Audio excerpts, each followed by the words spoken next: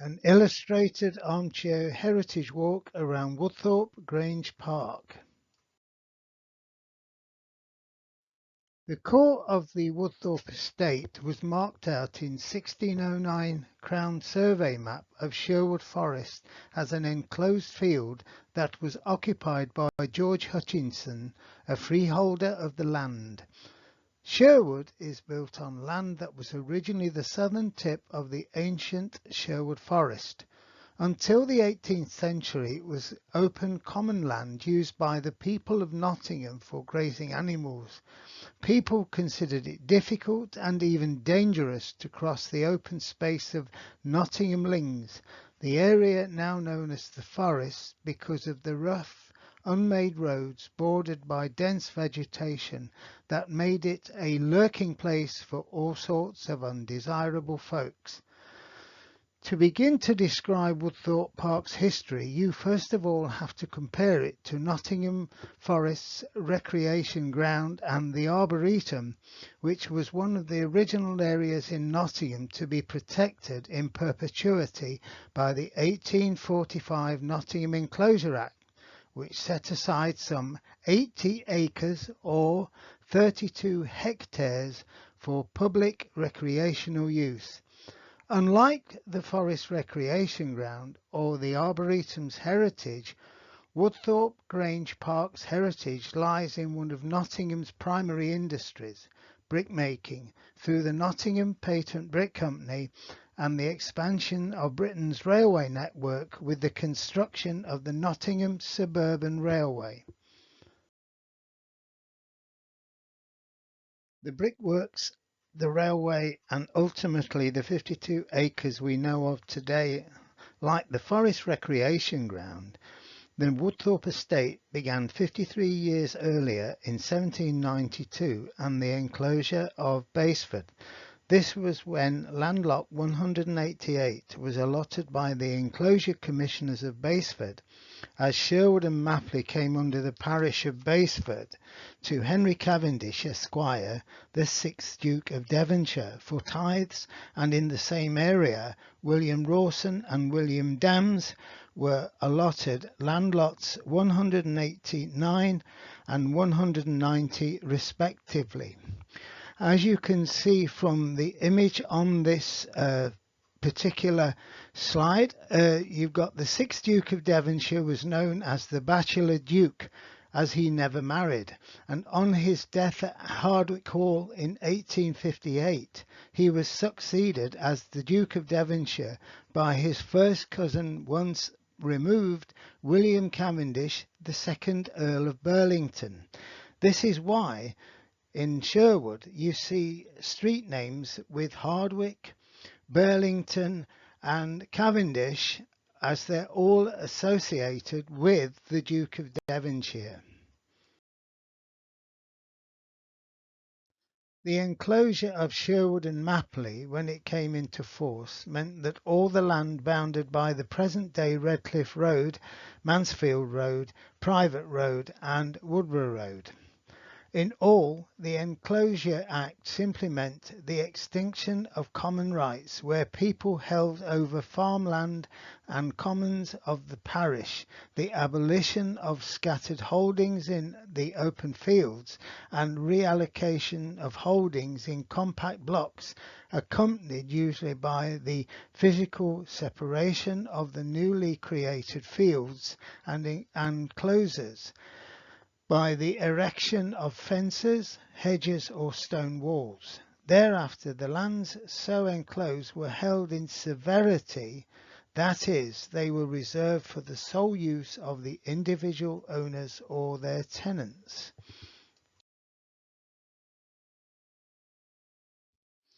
As an example of what the Enclosure Act means, the above example of the Borough of Nottingham map for 1877.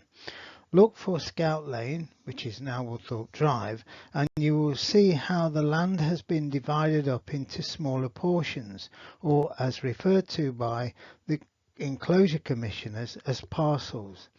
The land which then has been divided is then let out to tenant farmers who pay their landlords so much in tithes or taxes.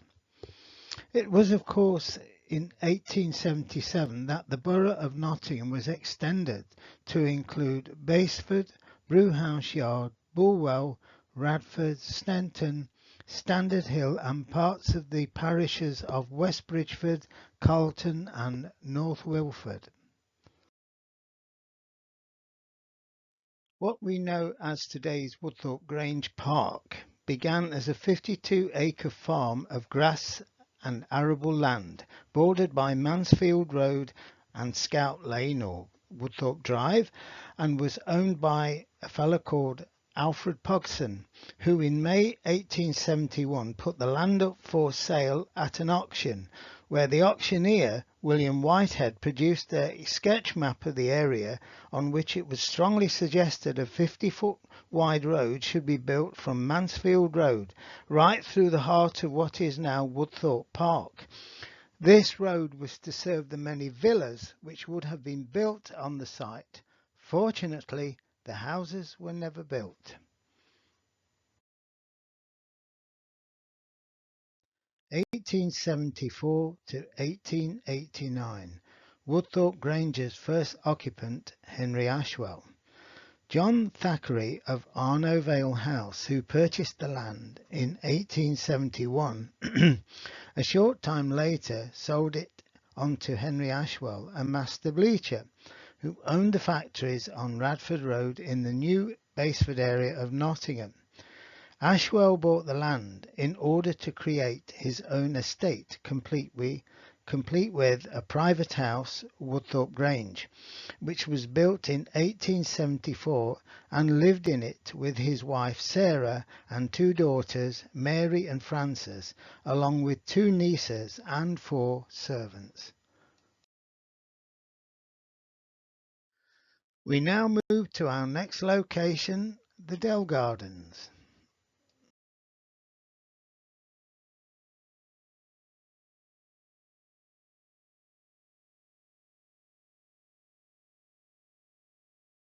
The Woodthorpe estate was extended in 1881 when Ashwell bought the small brickworks on Scout Lane, or rather Woodthorpe Drive, from John Harrison for £655 and converted it into the Rockery Dell Garden, which are now part of the park. Unfortunately for the Ashwell family, the halcyon days did not last long, because in 1889 the Nottingham Suburban Railway was opened and the line ran right across and under their estate. Although compensated financially, Ashwell was not happy about the Nottingham Suburban Railway crossing right under his estate. It is recorded that he insisted that Ashwell's tunnel, named after him, was lengthened by 10 yards so that it would not disturb the hayricks in his farmyard on Woodthorpe Farm. Shortly after the arrival of the railway, Henry Ashwell sold Woodthorpe Grange and the estate to Edward Parry. Edward Parry was a highly renowned civil engineer, and amongst his many eminent positions he was Nottinghamshire County Surveyor, designer and surveyor of the Nottingham Suburban Railway line, and director of the Nottingham Brick Company, the main beneficiary of the line. And as you will see, from 1869 to 1879, Parry was on the staff of the Midland Railway Company. He was the engineer not only for the Nottingham Suburban Railway, but also for the Dore and Chinley Railway, and, more importantly, of the Northern Division from Annesley to Rugby of the Great Central Railway extension to London, which included the construction of the Victoria Railway Station. It is not clear whether Edward Parry ever actually lived in Woodthorpe Grange. In the 1891 census, he is recorded as at the age of 46, living with his wife Mary, 2 daughters, 4 sons and 3 servants at Elmhurst in Lucknow Drive. However, In 1905, Parry sold Woodthorpe Grange and estate to John Godfrey Small, a lace manufacturer and Mayor of Nottingham, on two separate occasions during the First World War. Although little information is available about Woodthorpe Grange's third and final occupant, from the advert you see, John Godfrey Small lived in the Grange with his wife and three daughters. The advert you see is for a stall that was organised by his wife that sold plants and flowers grown in the greenhouses on the Woodthorpe estate, that was sold to the public during Nottingham's Patriotic Fair, which was held in the centre of Nottingham during the Whitsuntide weekend of 1917. As you can see from the layout of this section of the Ordnance Survey map for 1881, how rural Sherwood and Woodthorpe once was. As you look at the map, you can see at the top right-hand corner the Grange, followed by the familiarity of the sunken garden and the walled kitchen garden. With all the rural surroundings that were once the Woodthorpe estate, you can see in the first instance why Henry Ashwell was attracted to the setting of the Woodthorpe estate and its surrounding area. It is worth noting that Henry Ashwell, like a lot of Victorian industrialists, wanted to emulate their social betters.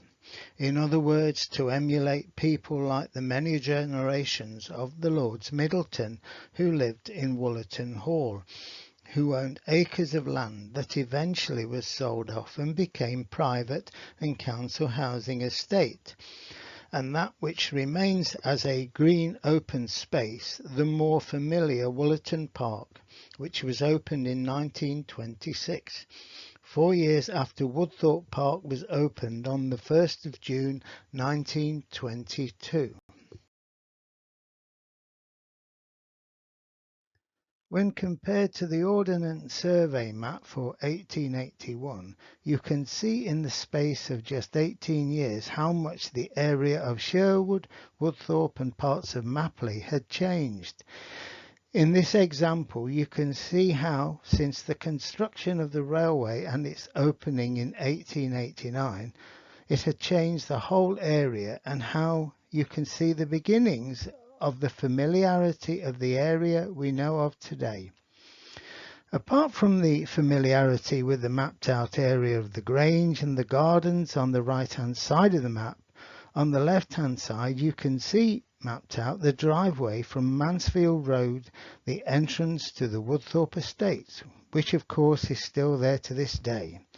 Also, still on the left hand side of the map, but a little further down, you can see mapped out Winchester Street, the road which today links Mansfield Road with Mapley Rise and Woodborough Road, and which originally led to the entrance to the station, which linked up with Mapley Rise also at the entrance to the station.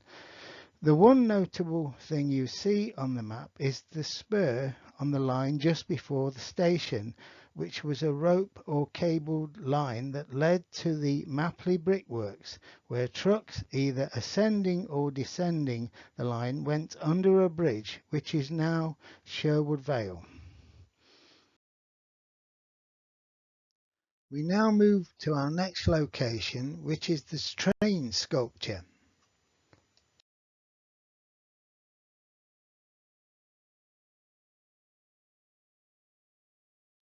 Although little over 3.5 miles in length, the Nottingham Suburban Railway had an interesting, if checkered, career. It is suggested that there were two main reasons why the line was proposed by a group of local businessmen, including Robert Mellors, a benefactor of the city and then chairman of the Nottingham Patient Brick Company. Firstly, the hilly area to the north of the city contained considerable deposits of clay, a basic necessity for making bricks, which in the 1800s were needed in larger quantities for the extensive developments that were taking place throughout the country. Prior to the building of the line, the possibility of direct access to serve these brickworks had seemed very remote, and in that respect, the building of the suburban line was in the nature of a self-help exercise. It was of course inevitable that the line would have to make connection with one or other of the major pre-grouping railway companies, and it soon became clear that the Great Northern Railway would be the one most likely to be receptive to the scheme. That company's station on London Road, unfortunately not particularly convenient to the developing city, therefore all train services the Great Northern Railway operated to the north and west of Nottingham were obliged to make the initial part of the journey via Netherfield, hence initially in the wrong direction. So by the time the train had clocked up 7 miles or more, it had still got no further than Daybrook, a distance of slightly over 3 miles.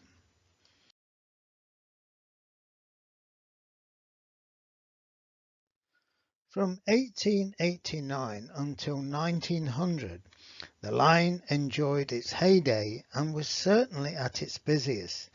The trams had not yet arrived on the scene, let alone the motor car, and for just over 10 years the line was the direct route to the city.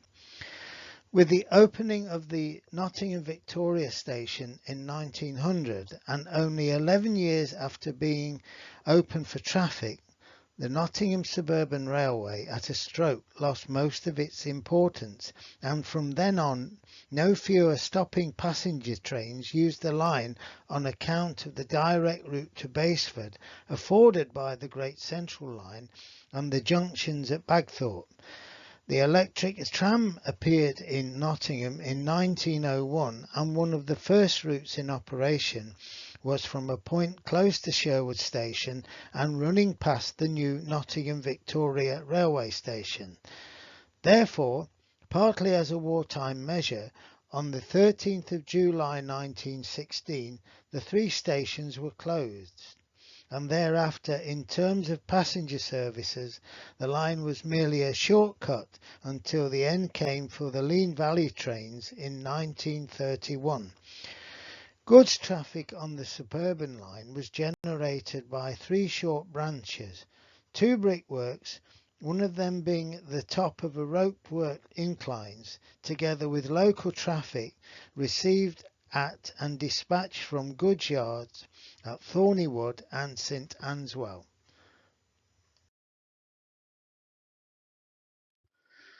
What follows are a series of 4 photographs taken from the bridge that spanned the former railway on Woodthorpe Drive. The first 2 illustrations are of one taken in 1951, just before the line was officially closed, and the other taken as it looks today in 2019. Both are facing Woodthorpe Park, but look entirely different. The one in 1951 shows the line as a single track, all of which came into being after 1931 following the ending of passenger services in September of that same year. Yet, despite the photograph taken in 1951, whilst the line was still in operation, the line still had to be maintained. However, compare the photograph taken in 1951 to the photograph taken in 2019 and there is hardly any comparison, as there's very little evidence left of what was once a railway, as just a little further along would have been the Ashwell tunnel, which has long been capped on both sides. Again, this is another photograph of one taken in 1951 and the other taken in 2016. As the previous photographs was taken looking towards Woodthorpe Park, in this case both are taken looking towards Daybrook. The photograph taken in 1951 is again showing track maintenance, whereas the photograph that was taken in 2016 shows how the former railway land has long been reclaimed by residents on both sides of the former railway, giving the impression that the railway line never existed. These two photographs were taken from the north and south portals of Ashwell Tunnel, and as you can see, they were both taken when the Nottingham Suburban Railway line was still double-tracked. Ashwell Tunnel was one of 4 tunnels along the line. The others were the Sherwood Tunnel, Thornywood Tunnel and Sneinton Tunnel. All have long since been capped. However, the Sneinton Tunnel is still accessible from Carlton Road as it is used as a target shooting range.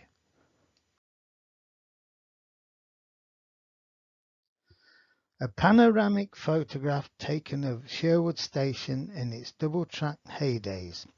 This is an interesting photograph. As you can see to the right of the picture, the spur which led to the Mapley Brickworks. Also, you will notice how the station was designed and built on a curve which is still visible to this day. Despite very little evidence of the Nottingham Suburban Railway line, of the bridge that once spanned Sherwood Station on either side of the abutments, it is still possible, if dug down deep enough, you will come to the remains of the station's platforms.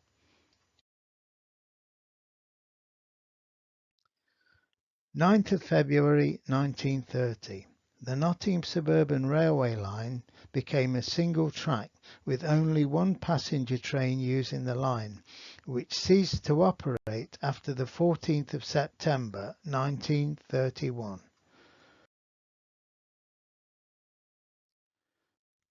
The last passenger train to travel along the Nottingham Suburban line on the 16th of June 1951 was a Rail Correspondent and Travel Society special. When you look at the photograph, you can see that all that remains of the Sherwood stations is the platforms, as by then the station's buildings had long been demolished, and if you look further into the photograph, you will see the partly demolished remains of the station signal box. However, if you look further into the background of the photograph, on both sides of the railway, you will notice small plots of land which are given over to allotments. This is probably because, despite World War II having ended 6 years previously, the country was still in a period of austerity, and therefore people were still encouraged to grow their own vegetable produce.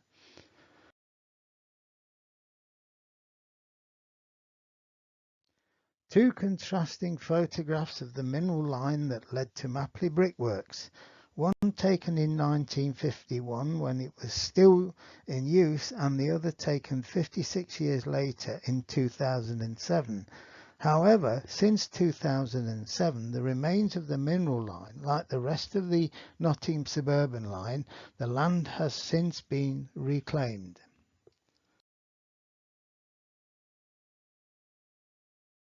At its height, the Nottingham Patient Brick Company had 6 brick quarries, 3 in Mapley and the other 3 at Thornywood. It is now hard to imagine that at its height, the Nottingham Patient Brick Company supplied bricks for the building of George Gilbert Scott's St Pancras Railway Station in London. However, it is worth noting that it was Stanton and Staveley Ironworks that supplies the materials for the canopy that was also built at St Pancras Station. In all, the 3 brickyards at Thornywood and Mapley Hills survived 2 world wars and a shrinking market for bricks. Thornywood Brickworks finally closed in 1967, with brickwork finally ending in 1969 when the last of the kilns and chimneys at Mapley were demolished in 1970.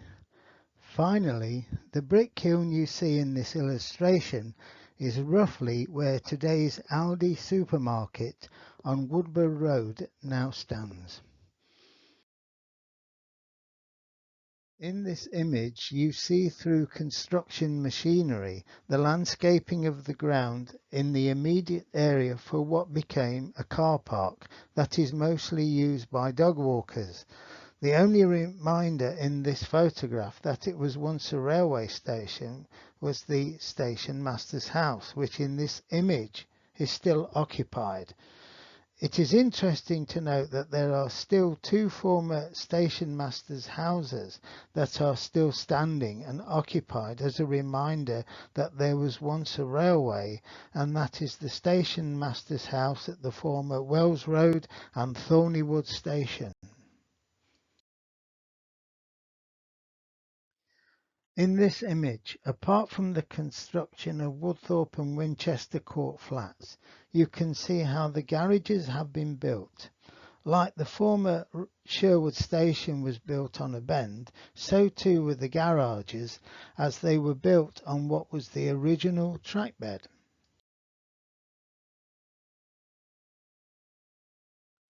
In this image, you can see how the whole area looked after the construction of Woodthorpe and Winchester Court flats had been completed, which were formally opened by the Lord Mayor of Nottingham, Alderman William Derbyshire, on December the 1st, 1965.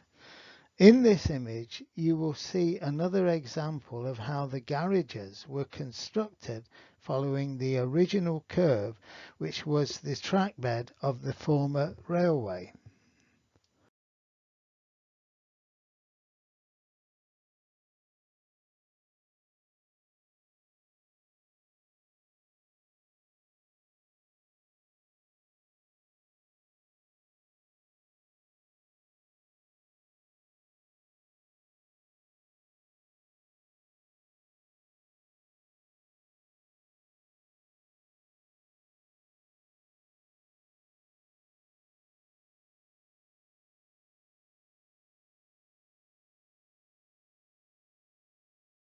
In this image, taken 42 years later in 2007, you can see just how much the whole area surrounding Woodthorpe and Winchester Court flats has been changed by the increase in the vegetation with more tree growth, and how the car parking facility has been reduced by the construction of the sheltered housing complex of Briarwood Court.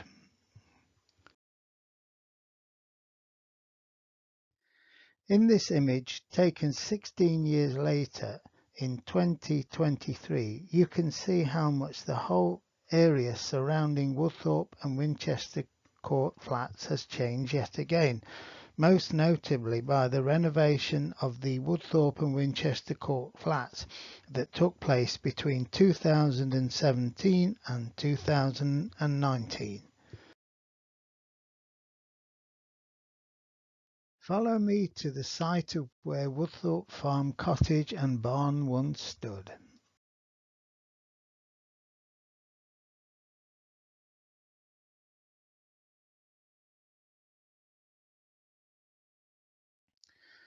As reported in the Nottingham Evening News on the 2nd of February 1939, Mr. Thomas Charlesworth, Woodthorpe Grange's last tenant farmer, finally gave up his farm with farm buildings believed to be 200 years old. A decision was made by the Nottingham Corporation to further develop the park and turn it into a children's play area.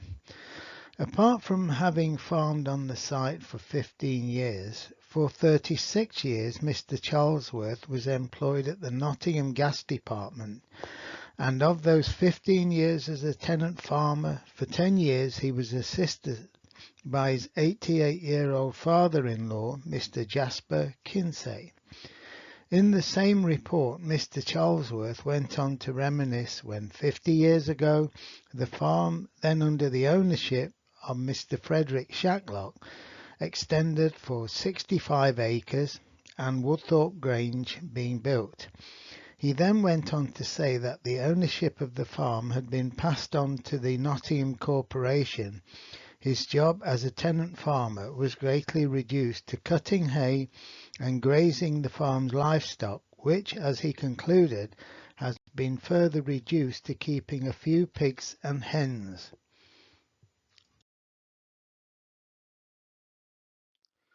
Apart from the fact that this photograph was taken on the site of the former Woodthorpe farm, you can see that although the fascia of Woodthorpe and Winchester Court flats has been completed, it will be another year before the whole work was to be completed.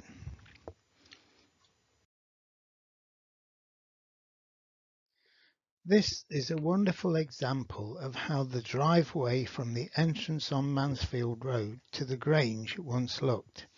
In other words, it was a whole avenue of elm trees which, during the late 1970s and early 80s, were sadly reduced in numbers throughout the whole of the park due to Dutch elm disease.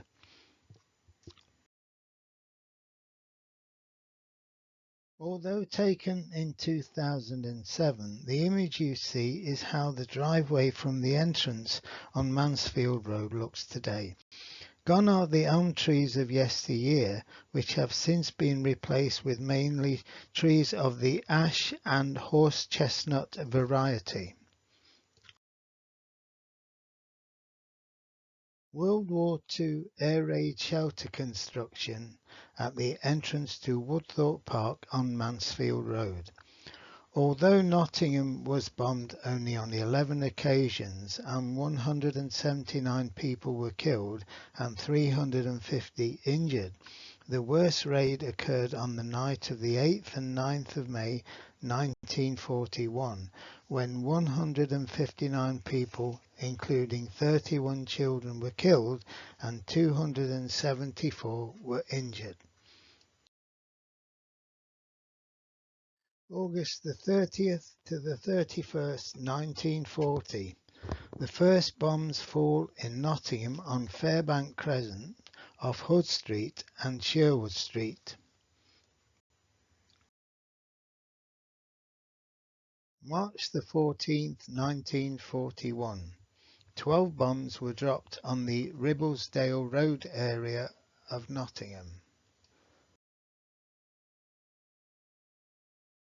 We now move on to our next location.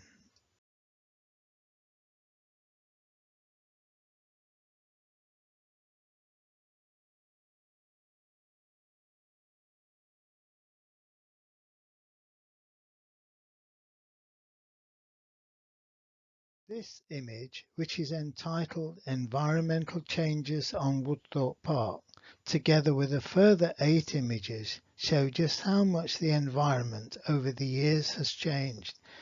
However, there is a little backstory that goes with these images. Whenever I've had a new camera, especially when I was developing my own photographs, which was during the early 1980s, I would go out and take a few photographs on Woodthorpe Park. I would then come home and develop them myself, and, like all things, I would eventually put them away. However, it was not until just recently that I started looking again at what I'd done all those years ago that I noticed how much the environment or the park had changed. For example, you can see how the park was once more open in certain areas.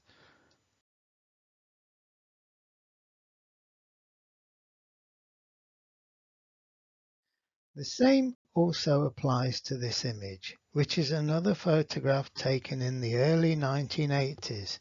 However, if you look further into the photograph, you will see that the former station master's house has long been demolished. Turn the clock back a little further to 1977 and you will see that this was the view from my lounge window. As you can see, what is now covered by trees you could at once upon a time see right into the distance, and on a clear day you could see the traffic moving on the M1 motorway. Although taken in 2011, this is the view from my lounge window today.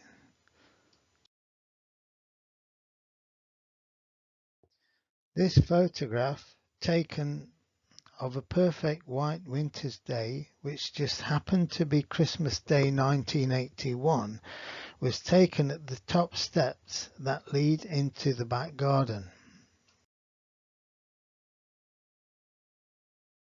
Like the previous photograph, although not taken on the same day, it was taken in the same winter of 1981-82.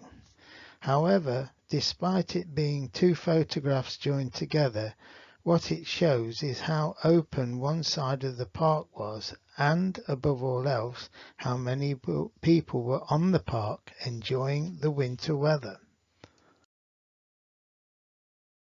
When you compare this photograph, which was taken in January 2021, to the previous photograph, there is hardly any comparison. Apart from the plantation of copses of trees, there are very few people on the park sledging. This photograph that overlooks Woodthorpe Grange Park of all the trees in their autumn colours was taken from the roof of Winchester Court Flats in November 2017. I have to say it was a privilege to be able to take photographs from the roof of Winchester Court, as the views on a clear day are quite stunning. Apart from this photograph being a favourite of mine, it clearly shows as a good example how much the environment has changed in Woodthorpe Park. Both these two photographs were taken in the formal garden, and as the photograph taken in 2022 shows, was more as a change for health and safety reasons. The photograph on the left is of what was referred to as the grotto. However, what you can't see is the steps that led into the grotto, which many years later were removed, and where there were steps is now a slope, as shown in the photograph taken in 2022. It is now time to go back to where we started, the Grange.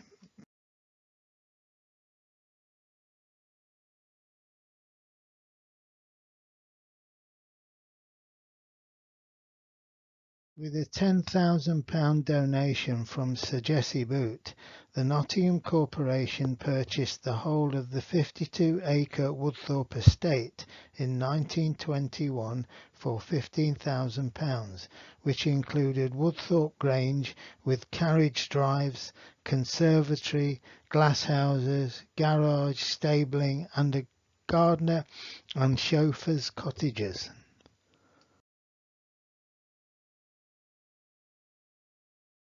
The sale documentation shows that the auctioneers anticipated selling the estate as 5 separate lots, separating the garden and pleasure gardens from the farm, the market garden and the meadows to be sold for house building. However, it was purchased as one lot by the Nottingham Corporation, facilitated by a donation from Sir Jesse Boot, on the condition that the whole site becomes a public recreation area. As reported in the Nottingham Guardian on the 23rd of July 1921, the corporation has not had time as yet to deliberate on the best purposes to which this place can be put. But as we understand, the idea is to use it as a park and recreation ground and not for building. The report then goes on to say there is no lack of use to which the house can be devoted. It might be used either as refreshment rooms, as a home for the Natural History Museum, or as a health resort. The report concluded by saying all these questions will have to be thrashed out later in view of the insistent demand for more spaces for tennis, bowls, cricket and football. The grounds will prove an immense boon to that part of the city.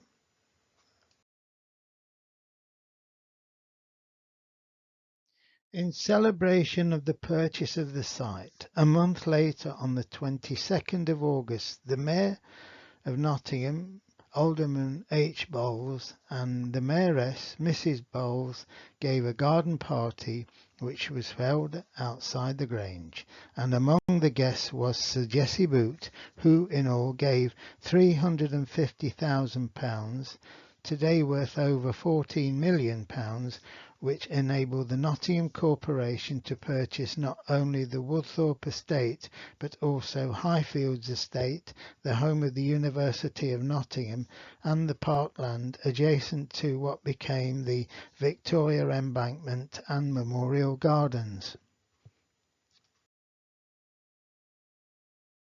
Thursday, the 1st of June 1922.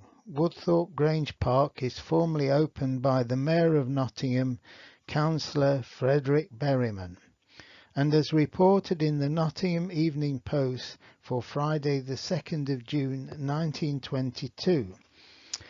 At yesterday's opening of Woodthorpe Grange Park, Sherwood, the Mayor read the following message received from Sir Jessie Boot. I very much regret that under the circumstances it will be quite impossible for me to be present at the official opening on the 1st of June. I hope you have a very successful function. It seems to me that this new park will be extremely useful and widely appreciated. I think it will be most suitable place for annual gatherings of Sunday schools and day schools, as well as those who do not wish to go to the expense of travelling further afield. A condition attached by Sir Jessie Boot to the gift of £10,000, explained the Mayor, was that the grounds which they were now opening would remain unbuilt on and should be used for recreative purposes. Mr. Frederick Berryman reminded his hearers, both young and old, of what they owed to the munificence of Sir Jessie, who, it was said, was with them in spirit. On the call of the Mayor, resounding cheers were given to Sir Jessie.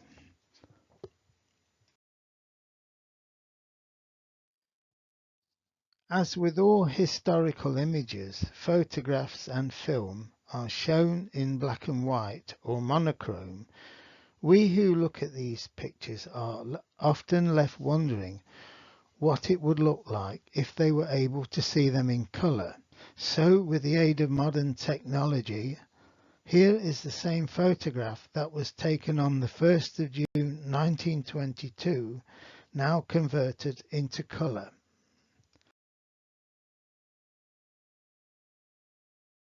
Wednesday, the 1st of June 2022, Woodthorpe Grange Park, Centenary Day. In the presence of the Lord Mayor, Councillor Wendy Smith, and the Sheriff of Nottingham, Councillor Nicola Heaton, together with Councillors AJ Matsiko, Audra Winter, Adele Williams and Naya Patel, together with staff who work in the Grange, a special reenactment of the original photograph taken on the 1st of June 1922.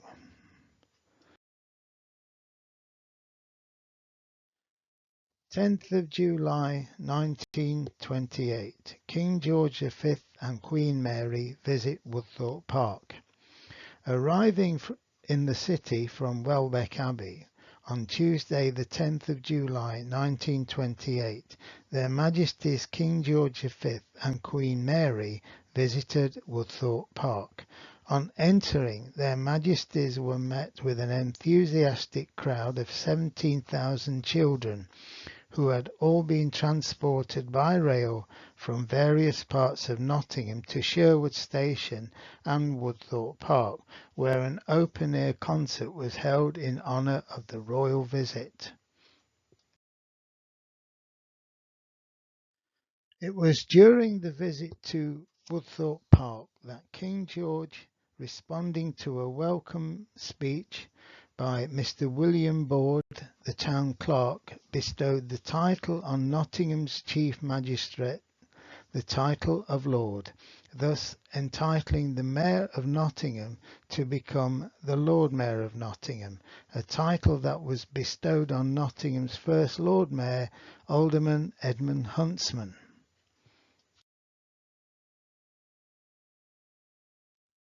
Apart from visiting Woodthorpe Park, the tour also saw King George V officially open University College of Nottingham's Trent building, which was built on the grounds of Highfields Estate, the home of Sir Jessie Boot, then make an official visit to the Trent Bridge cricket ground. The visit to Nottingham was part of a royal tour where the couple were staying at Welbeck Abbey, the home of successive Dukes of Portland. Finally, for more information and to read further into Woodthorpe Grange Park's heritage, visit the Friends of Woodthorpe Park's website at www.woodthorpefriends.co.uk. Thank you.